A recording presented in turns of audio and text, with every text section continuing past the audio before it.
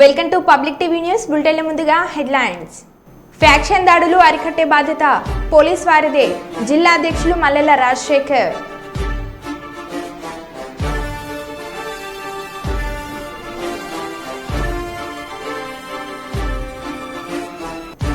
కారును ఢీకొట్టిన రైలు, తప్పిన పెను ప్రమాదం.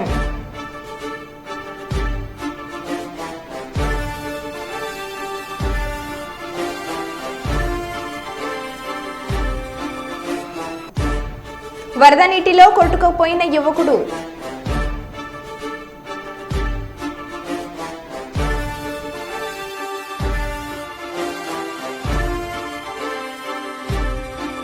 విశాఖలో రెచ్చిపోయిన గంజాయి బ్యాచ్.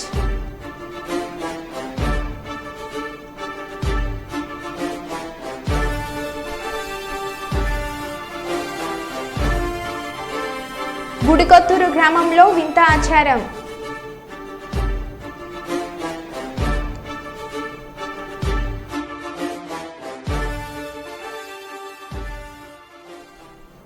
ఇక వివరాల్లోకి వెళ్తే,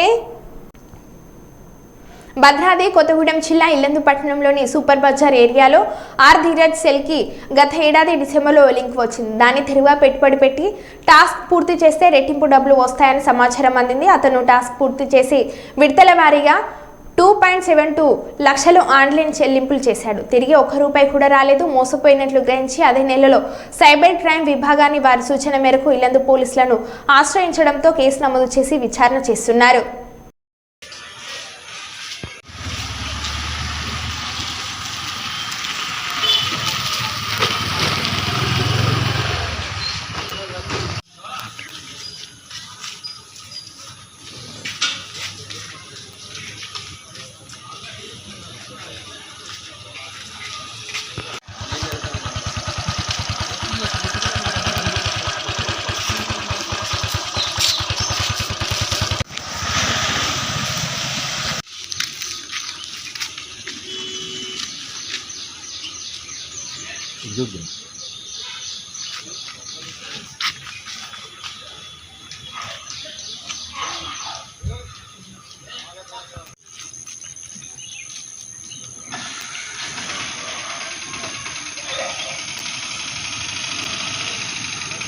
మైక్ పట్టుకోకుండా నాకు వాట్సాప్లో ఒక మెసేజ్ రావడం జరిగింది. దాన్ని ఓపెన్ చేసిన తర్వాత వాళ్ళు వర్క్ ఫ్రమ్ హోమ్ అని చెప్పి టాస్క్లు అని చెప్పి ఇచ్చారు.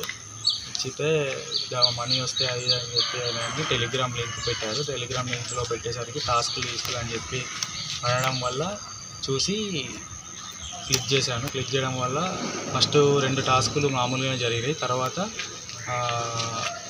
3వ టాస్క్ నుంచి డబ్బులు అడగడం మొదలుపెట్టారు. ఆ డబ్బులు పెట్టిన తర్వాత అది మీ డబ్బులు అయిపోయినాయి అవి అని చెప్పి నా దగ్గర చాలా మనీ తీసుకుంది. చాలా అమౌంట్ పోయింది. ఆ అమౌంట్ పోవడం వల్ల నా డబ్బులు నాకు రావడం కోసం డబల్ పెట్టేసరికి దానివల్ల అమౌంట్ కొంచెం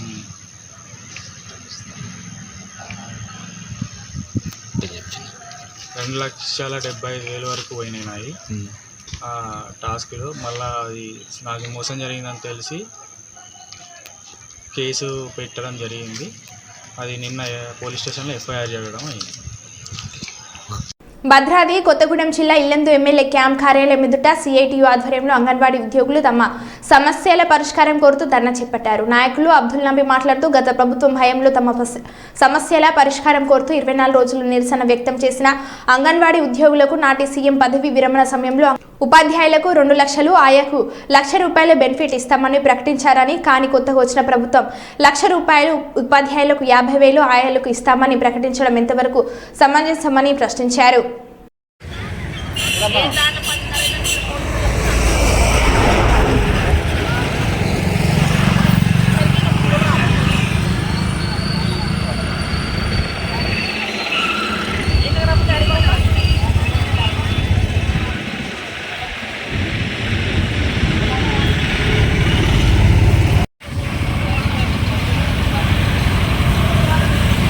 అంగన్వాడీ వేతన సమస్య, అట్లాగే వాళ్ళ రిటైర్మెంట్కు సంబంధించిన దాంట్లో గత ప్రభుత్వ కాలంలో 24 రోజుల సమ్మె చేశారు. ఆ సమ్మె ఫలితంగా అంగన్వాడీ టీచర్కు 2 లక్షలు రిటైర్మెంట్ బెనిఫిట్, ఆయాకు ₹1,00,000 బెనిఫిట్ ఇస్తూ వారికి పెన్షన్ ఇస్తామని చెప్పేసి ఆనాడు ప్రభుత్వం చెప్పింది. ఇప్పుడు వచ్చినటువంటి రేవంత్ రెడ్డి ప్రభుత్వం రిటైర్మెంట్ కోసం వాళ్ళందరికీ ఏం తెలవకుండానే రిటైర్మెంట్ ఆర్డర్స్ పంపించారు. దానికి సంబంధించి చూసినప్పుడు టీచర్కి ₹1,00,000, ఆయాకు 50,000 ప్రకటిస్తున్నటువంటి పరిస్థితి ఉంది. దానికి వ్యతిరేకంగా ఈరోజు గత 10 రోజులుగా anganwadi workers and helpers union ఆధ్వర్యంలో, CIT ఆధ్వర్యంలో అన్ని జిల్లా కలెక్టరేట్ల ముందు ఆందోళన కార్యక్రమం జరుగుతుంది. ఈరోజు స్పెసిఫిక్గా అన్ని ఎమ్మెల్యేల కార్యాలయాల ముందు, క్యాంప్ ఆఫీసుల ముందు ధర్నాలు చేసి ఎమ్మెల్యేలతోని మన సీఎం గారికి, అట్లాగే గిరిజన సంక్షేమ, అట్లాగే శిశు సంక్షేమ మంత్రి సీతక్కకు, ఈ యొక్క ICDS కార్యదర్శికి లేఖలు మెయిల్ ద్వారా పెట్టించేటువంటి కార్యక్రమంలో భాగంగా ఈరోజు ధర్నా కార్యక్రమాన్ని చేపడుతున్నాం. నాటి ముఖ్యమంత్రి అధికారంలోకి రావడానికి ముందు మీకు ₹18,000 వేతనం ఇస్తామని ప్రకటించినటువంటి ఈ రేవంత్ రెడ్డి గారు దాని మీద ఊసెత్తట్లేదు. కాబట్టి ఇప్పటివరకు అనేక మంత్రులకు అంగన్వాడీ పవర్ ఏంటో తెలిసింది. కాబట్టి ఈరోజు రేవంత్ రెడ్డి గారికి కూడా ఈ సందర్భంగా హెచ్చరిక చేస్తున్నాం. వీళ్ళకు ప్రకటించినటువంటి ₹18,000 ఇవ్వాలని, అట్లాగే రిటైర్మెంట్ బెనిఫిట్ టీచర్కి 2 లక్షలు, ఆయాకు ₹1,00,000 ఇవ్వాలనే దాని మీద పెద్ద ఎత్తున నిరసన కార్యక్రమం చేపడుతున్నాం. రేపు చలో అసెంబ్లీకి కూడా పిలిపిస్తున్నాం.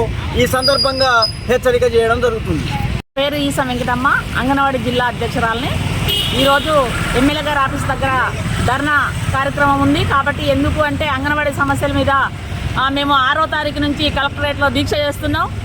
దీక్ష చేస్తే కనీసం ఈ కాంగ్రెస్ ప్రభుత్వం మా గురించి కనీసం ఎక్కడ కూడా ప్రస్తావన లేదు, మీ సమస్యలు పరిష్కరిస్తామని కూడా చెప్పడం లేదు. కాబట్టి ఈరోజు రాష్ట్ర వ్యాప్తంగా ఎమ్మెల్యే క్యాంప్ ఆఫీస్ ముందు ధర్నాలు చేపట్టడం జరిగింది. మాకు గత ప్రభుత్వంలో ఉన్నప్పుడు మేము 24 రోజులు సమ్మె చేస్తే ఈ ప్రభుత్వం, కాంగ్రెస్ ప్రభుత్వం వచ్చి మా ప్రభుత్వం వస్తే మీకు 18,000 జీతం చేస్తాం, మరి మీకు రావాల్సిన సౌకర్యాలను కల్పిస్తాం, ఈఎఫ్ పిఎఫ్ సౌకర్యం కల్పిస్తామని వాగ్దానాలు చేశారు ఫ్రెండ్ల దగ్గరకు వచ్చి. మరి ఇప్పుడు అందరం కలిసి ఓట్లేసి గెలిపిస్తే కనీసం మా అంగన్వాడీ వాళ్ళ సమస్యల కోసం అసలు ఊసే లేదు. అసలు రేవంత్ రెడ్డి గారు అసలు మాట కూడా మాట్లాడతలేదు. మరి సీతక్క ఒక గిరిజన మహిళల గురించి ఆమెకు తెలుసు. ఆమె మా శాఖకి కేటాయించినప్పుడు మేము చాలా సంతోషపడ్డాం. మరి ఇప్పుడు ఆ శాఖ మంత్రి సీతక్క అసలు మా అంగన్వాడీల గురించే పట్టించుకోవట్లేదు. కనీసం మేము సమ్మె చేసినా, ధర్నా చేసినా అసలు మా సమ్మె గురించి కానీ, ధర్నా గురించి కానీ, అసలు మీ సమస్యలు ఏంటి గురించి అని కూడా మా ప్రభుత్వం పట్టించుకోవట్లేదు. కాబట్టి ఈరోజు ఎమ్మెల్యేల దగ్గర ధర్నా చేయడం జరిగింది. అయితే గత ప్రభుత్వంలో రిటైర్మెంట్ 60 సంవత్సరాలు ఇచ్చారు. 60 సంవత్సరాలు రిటైర్మెంట్ అయిన వాళ్ళకి 2 లక్షలు, టీచర్కి ఆయాకి 1,00,000 అని చెప్పినప్పుడు అవి వస్తే మేము కూడా అమలు చేస్తామని ఇదే కోరం కనకయ్య గారు కూడా మా టెంట్ల దగ్గరకు వచ్చి వాగ్దానాలు చేశారు. మరి ఇప్పుడు ఆ వాగ్దానాలు ఏమైనాయి? కాబట్టి గత ప్రభుత్వం ఇచ్చిన ఆ వాగ్దానాలు అమలు చేయాలని, టీచర్కి 2 లక్షలు, ఆయాకి 1,00,000, అట్లాగే వారసత్వం ఉద్యోగాలు ఇవ్వాలని, జియో నెంబర్ 10ని రద్దు చేయాలని, పిఎఫ్ సౌకర్యం, అట్లాగే మాకు వచ్చే జీతంలో రిటైర్మెంట్ అయ్యే వరకు ఎంత జీతం ఉంటే అందులో సగం పింఛన్ ఇవ్వాలి. అంటే పింఛన్ అంటే ఈ ఆసరా పింఛన్ కాకుండా ICDS నుంచి రావాల్సిన మాకు ఆ సగం జీతంలో పింఛన్ ఇవ్వాలని కోరుకుంటూ ఈ అవకాశం ఇచ్చినందుకు ధన్యవాదాలు. మేమేదైనా తప్పు చేస్తే మమ్మల్ని విమర్శించే మేము ఆ విమర్శలకు సిద్ధంగా ఉన్నాం, కానీ మాకు ఎటువంటి సంబంధం లేని విషయాల్లో మమ్మల్ని విమర్శిస్తున్నారు. కొంతమంది కావాలనే మాపై కక్ష కట్టి దుష్ప్రచారం చేస్తున్నారు. గెలిచిన రోజు నుండి ప్రజల మధ్యనే ఉంటూ ప్రజల కోసం పనిచేస్తున్నాం, పాలకుర్తి అభివృద్ధి కోసం పనిచేస్తున్నాం. మాకు ఎలాంటి వ్యక్తిగత స్వార్థం కానీ ద్వేషం కానీ లేదు. కేవలం పాలకుర్తి నియోజకవర్గం అభివృద్ధి, ప్రజల సంక్షేమం మాత్రమే మా లక్ష్యమని ఎమ్మెల్యే యశస్విని రెడ్డి అన్నారు. మీరు అందరు కూడా చూస్తున్నారు కదా, గెలిచినప్పటి నుంచి మన నియోజకవర్గంలో ఏదైనా అది కొన్ని నేనేమైనా చేసినారా అంటే నాకు బాధ లేదు, నేను చేసిన దానికి నేను పడనికి నాకు బాధ లేదు. కానీ ప్రతి దానికి తీసుకొచ్చి ఎమ్మెల్యే గారే చేస్తుండ్రు అన్న మాట బాధగా అనిపిస్తుంది. నిన్న ఒకటి అయింది, అది నేను చెప్పని అవసరం లేదు, కానీ దాన్ని రాష్ట్ర స్థాయిలో పెట్టడం జరిగింది. అది నాకు సంబంధము లేదు. నేను పోనీ నాకేమైనా తెలుసా దాని గురించి అంటే అది లేదు. నా వయసు ఎంతుంటే పిచ్చి కొట్టే నా మీద మాటలు అనేటోళ్ళు అంత అనుభవం అంతా కూడా ఉండదు. అయినా కానీ నేను ఎప్పుడు చేతులు ముట్టుకొని ఏం కూర్చోట్లేను కదా. ఇప్పుడు ఎమ్మెల్యేలైనా ఎక్కడైనా ఉంటున్నారా? ఎప్పుడు మీకు అందుబాటులో ఉండట్లేనా? ఎప్పుడు నేనైనా మా అత్తమైనా ఒకలం ఉంటే ఒకలం కాకుండా ఇద్దరం ఎప్పుడు కూడా అందరికి అందుబాటులో ఉంటున్నాం. అయినా కానీ ఇట్లా ప్రతి దానికి దోషించడము, ప్రతి దానికి తప్పులు తీయడము, లేనిపోని మాటలన్నీ కూడా కల్పిస్తున్నారు. అది మీ ఇంట్లో అట్లయితే మీకు బాధ అనిపించదా? మరి నేను కూడా ఎవరో ఒకళ్ళు ఇంట్లో అమ్మాయినే కదా. ఊరికే నోరుంది కదా అని చెప్పి అన్ని తప్పుగా మాట్లాడద్దు కదా, న్యాయంగా మాట్లాడాలి కదా ఎవరమైనా. కొంచెం ఈ విషయంలో కొంచెం అందరూ కూడా అర్థం చేసుకోండి. మీరు అందరు సహకరించాలి. అందరు సహకరియట్లేరని కాదు, సహకరిస్తున్నారు, కానీ ఇట్లాంటి కొన్ని ఇబ్బందికరంగా ఉంది, కొంచెం మంచిగా అనిపించట్లేదు. కాబట్టి అందరూ కూడా అర్థం చేసుకోవాలని కోరుతున్నాను. సీతక్క సేవ కార్యక్రమాలు ఖండాంతరాలను దాటి ప్రపంచవ్యాప్తంగా కొనసాగుతున్న విషయం విదితమే. ఇందులో భాగంగా సీతక్క సేవలను స్ఫూర్తిగా తీసుకుని ఆమె పేరుపై భారత సరిహద్దులో ఉన్న పేద విద్యార్థులకు పాఠ్య పుస్తకాల పంపిణీ మరియు ఉన్నత విద్యకు సహాయం, అలాగే కరోనా కష్టకాలంలో దేశ సరిహద్దులో ఆకలితో అల్మటిస్తున్న 150 మంది నిరుపేదల కుటుంబాలకు 2 నెలలకు సరిపడా ఆహార ధాన్యాలు అందించినట్లు తెలియజేశారు. అదేవిధంగా దేశ సరిహద్దులో 290 మంది యువతకు ట్రైనింగ్ ఇచ్చి భారతదేశంలో ఉన్న వివిధ ప్రభుత్వ ఉద్యోగాలకు అప్లై చేయించి వారి భవిష్యత్ ఎదుగుదలకు ఆర్థికంగా సహాయ సహకారాలు అందించారు. అనంతరం సైనికుడు మాట్లాడుతూ సీతక్క గారి గొప్పతనం వల్లే ఇదంతా సాధ్యపడిందని అన్నారు.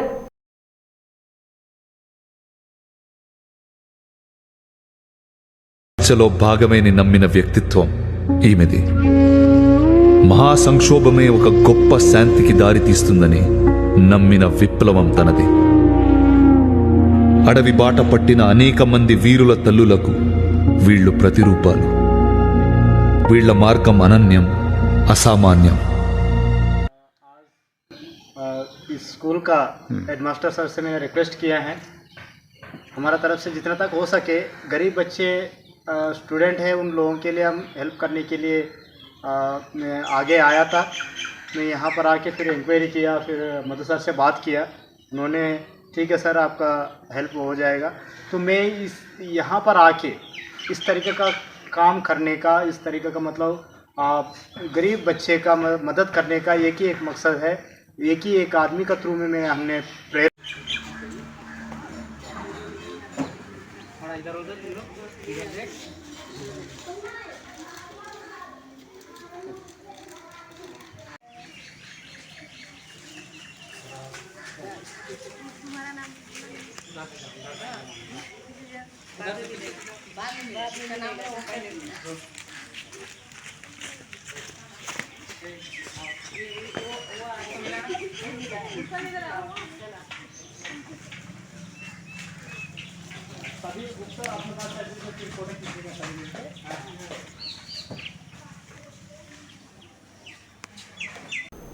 సుల్తాన్బాద్ పట్టణం పూసాల రోడ్లో పోలీస్ సిబ్బందితో కలిసి వెహికల్ చెకింగ్ నిర్వహిస్తున్న సుల్తాన్బాద్ ఎస్ఐ శ్రావణ్ కుమార్ మందమరి ఏరియాలోని సారంగపల్లి గ్రామంలో సింగరేణి యాజమాన్యం ఆధ్వర్యంలో ఉచిత వైద్య శిబిరంను Mandamarri area general manager Shri A Manohar ముఖ్య అతిథిగా విచ్చేసి ప్రారంభించారు. అనంతరం వారు మాట్లాడుతూ గ్రామంలోని ప్రజలందరూ వర్షాకాలంలో వ్యాధులు రాకుండా ఉండడానికి ప్రజలు కలుషితమైన నీరు త్రాగడం వల్ల కలరా, రక్త విరోచనాలు, నీల విరోచనాలు, పోలియో ఇన్ఫెక్షన్, కామెర్లు మొదలగు వ్యాధులు వ్యాపిస్తాయి కనుక అందరూ కూడా వేడి చేసి చల్లార్చిన నీరు ఫిల్టర్లో నిల్వ చేసుకుని త్రాగితే మంచిదని అన్నారు. అంతేకాకుండా మనం త్రాగే నీటిని, తినే ఆహార పదార్థాలను సురక్షితంగా శుభ్రపరచుకోవాలని, వ్యక్తిగత పరిశుభ్రత పాటించాలి, అలాగే మీ చుట్టుపక్కల పరిసరాలను శుభ్రంగా ఉంచుకోవాలని అన్నారు. అలాగే ఈరోజు సారంగపల్లి గ్రామంలోతో పాటు చుట్టుపక్కల గ్రామ ప్రజలు కూడా ఈ ఉచిత వైద్య శిబిరంను సద్వినియోగం చేసుకోవాలని, మీ ఆరోగ్యాలను జాగ్రత్తగా చూసుకోవాలని అన్నారు.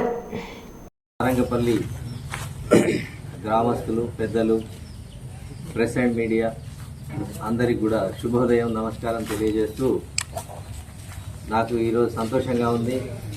సారంగపల్లి గ్రామంలో మిమ్మల్ని ఇక్కడ కలవడం, సింగరేణి కాలరీస్ ఆధ్వర్యంలో ఈ యొక్క మెడికల్ క్యాంపును ఇక్కడ నిర్వహించుకోవడం, తద్వారా సారంగపల్లి గ్రామంలో మన సింగరేణిలో పనిచేసి రిటైర్ అయినటువంటి కొంతమంది ఉద్యోగులు, పెద్ద మనుషుల్ని కలవటం, ఈ గ్రామం నుంచి ఇంకా ఇప్పటికి కూడా మన సింగరేణి కాలనీస్లో పనిచేస్తున్నటువంటి కొంతమంది కూడా ఇక్కడ ఉన్నారని చెప్పారు. మరి వారందరినీ కలవడం నాకు చాలా సంతోషంగా ఉంది. మీ అందరికీ తెలుసు సింగరేణి కాంగ్రెస్ తన అభివృద్ధిని కొనసాగిస్తూ సంస్థ చుట్టుపక్కల ఉన్నటువంటి గ్రామాలకు సంబంధించిన అభివృద్ధి కావచ్చు, సంక్షేమం కావచ్చు, అవన్నిటిని కూడా పట్టించుకుంటుందని చెప్పడంలో ఎలాంటి సందేహం లేదు. మరి అందులో భాగంగానే గౌరవ సిఎండి గారు శ్రీ ఎన్ బలరాం గారి ఆదేశాల మేరకు ఈరోజు ఇక్కడ మళ్ళీ మీ ముందుకి మెడికల్ క్యాంప్ ద్వారా రావడం జరిగింది. అయితే ఇప్పుడు వర్షాకాలం ప్రారంభమైంది, ఇప్పుడు వ్యాధులు వచ్చేటువంటి అవకాశం ఉంది. కాబట్టి ఇప్పుడు సరైనటువంటి సమయము మనకు ఒక మెడికల్ క్యాంప్ ద్వారా కొన్ని పరీక్షలు చేసుకోవటం, దానికి కావాల్సినటువంటి అవసరమైతేనే మందులు వాడటం. అయితే ఈ క్యాంపులో వాస్తవంగా ఎంత తక్కువ మంది ఇక్కడికి వస్తే అంత మంచిదన్నట్టు లెక్క. ఏ రకంగా అంటే తక్కువ మంది వచ్చారంటే ఎక్కువ మందికి అనారోగ్యం లేనట్టు. అనారోగ్యం కావాలని ఎవరు కోరుకోరు కదా. కాకపోతే ఈ యొక్క క్యాంపు ద్వారా మనం పరీక్షలు చేసుకోవడానికి అవకాశం ఉంది. అంటే మనం బ్లడ్ ప్రెషర్ కావచ్చు, లేకపోతే బ్లడ్ టెస్ట్, బ్లడ్ షుగర్, ఇతరత్ర ఈ యొక్క పరీక్షలు మనం ఇక్కడ నిర్వహించుకుంటే మనకేదైనా రాబోయేటువంటి సమస్య ఏదైనా ఉంటే ముందే పసిగట్టి దానికి తగిన మనం మందులు వాడుకోవచ్చు. కాబట్టి మనకేం అనారోగ్యం లేని వాళ్ళు కూడా వచ్చి ఇక్కడ పరీక్షలు చేసుకోవచ్చు. నేను చెప్పేది ఏంటంటే ఇప్పుడు మనం ఎక్కడికో పోయి హాస్పిటల్కి పోయి డాక్టర్ దగ్గర చూపించుకొని అక్కడ మళ్ళీ రక్త పరీక్షలు లేకపోతే ఇతరతర పరీక్షలు చేయించుకోవడం, అది ఎంతో సమయం మనం వెచ్చించవలసి వస్తుంది, అదేవిధంగా డబ్బులు కూడా వెచ్చించవలసి వస్తుంది. అవన్నీ కాదని మేమే మీ దగ్గరికి వచ్చి మీ గ్రామంలో వచ్చి మీకు ఈ సేవలు అందించడానికి మరి ముందుకు వచ్చాం. మరి దీన్ని అందరూ కూడా దీన్ని సద్వినియోగం చేసుకుంటూ వెళ్ళాలని చెప్పేసి ఈ రకంగా మనకు ప్రాజెక్టు ప్రభావిత గ్రామాలకు ఈ రకంగా మేము మెడికల్ క్యాంప్స్ నిర్వహిస్తూనే ఉంటాం. ఇతరత్ర కూడా కార్యక్రమాలు చేస్తూనే ఉంటాం. చాలా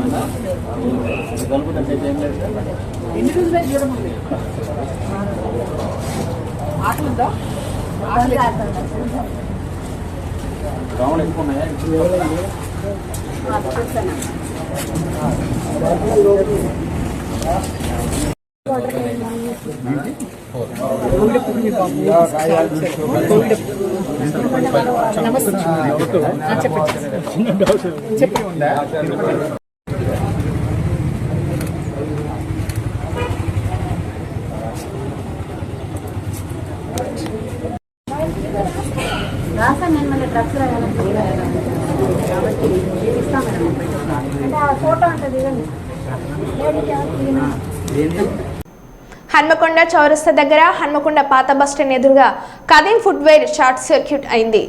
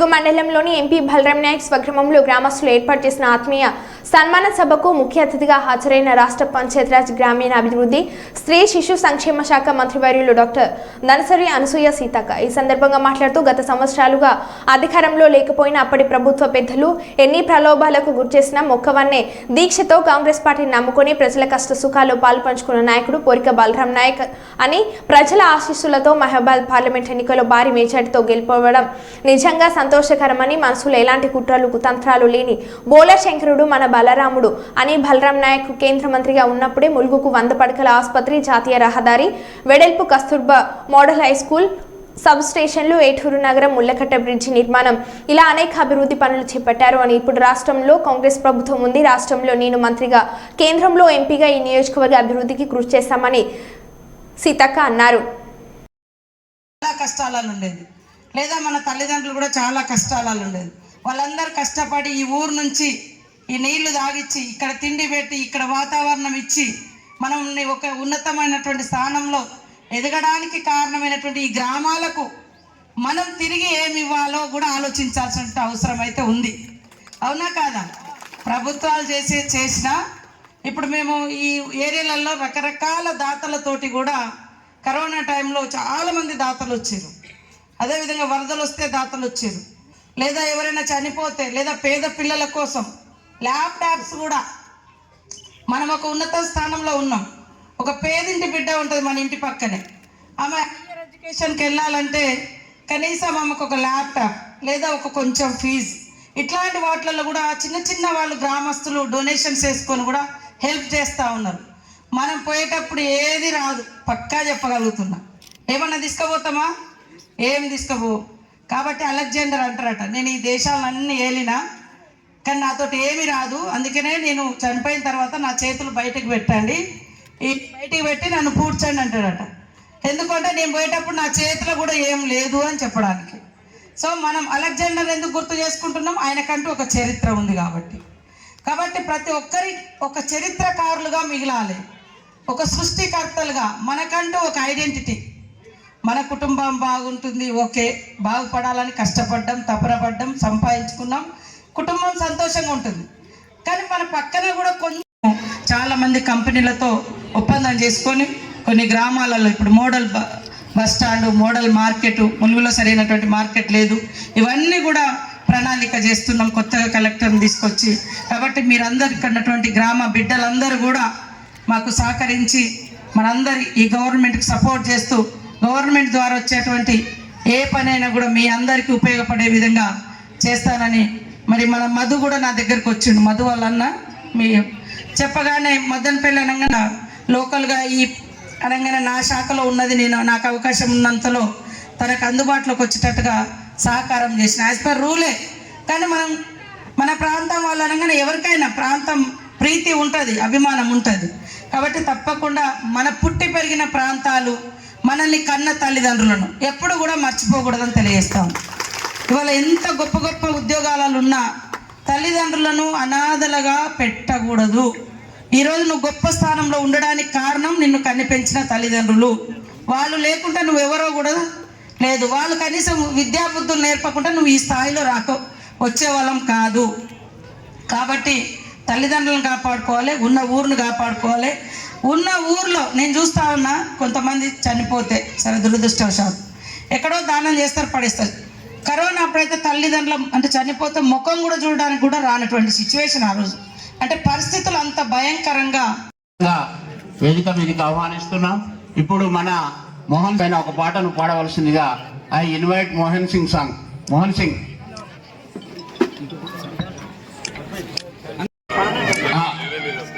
ఓకేనా? తీసేవచ్చా? ఓకే. ఆ సాంగ్స్ అవి నెక్స్ట్ బలరాం అన్నకు మేమంటాను సహకరించాలి. ఇప్పుడు సాగర్ షాల్స్ ఇవ్వు, షాల్స్ కాపండి ముందు. ఓకే. ఇది అన్నకు వీడు అంబేద్కర్, సావిత్రిబాయి పూలే వీళ్ళిద్దరు అన్న అమ్మను అది వాళ్ళు మళ్ళీ ఇక్కడ ఇస్తున్నారు. మరో బులెటిన్లో మళ్ళీ కలుద్దాం. Stay tune.